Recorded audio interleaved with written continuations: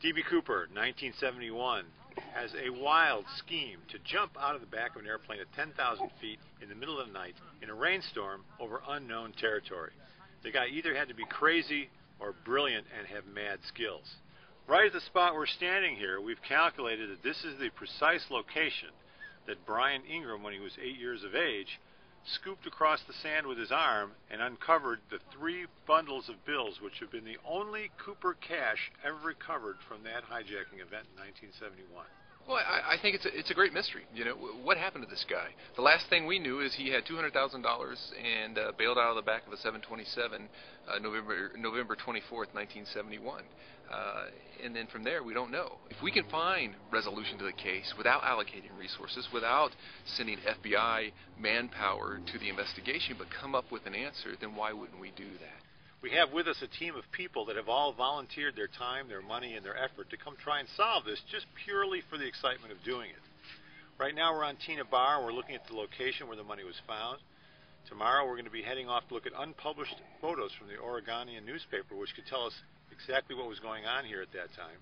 And then at the end of the week we're heading up to Seattle to meet with Special Agent Larry Carr to look at the FBI archive. Right now we're in the Little Washougal River, which is east of the flight path of D.B. Cooper and where they think he potentially jumped out. We're here because the Little Washougal River and the Washougal River are the biggest rivers in the area that are capable of moving a wad of money like this downstream. So it's thought that his money fell into one of these 2 rivers, went downstream, hit the Columbia River, and then moved further south on the Columbia River toward the ocean until it showed up on Tina Bar. We're out here making a campfire, my father and I, and that's when we discovered the 3 packets of $20 bills, later to be proven as ransom money of D.B. Cooper. We're throwing a lot of technology at these Cooper bills and trying to figure out the history, what caused them to degrade, what degradation components have been mixed in with them, and does this tell us something about where these Cooper bills have been?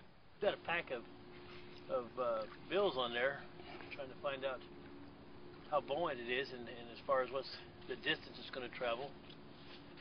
We've seen to find this location right here where it seems like it's wanting to come right back to us, and which happens to be right at the spot that I found the money, 1980.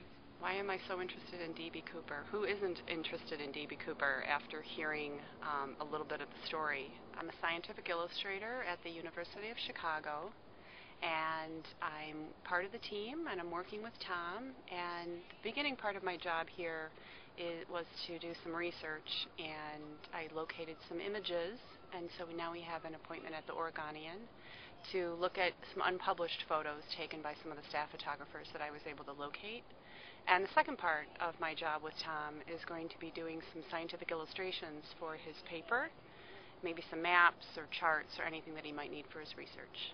You know, the whole goal is to start bringing some science, some new technology into the case. The investigation's long over.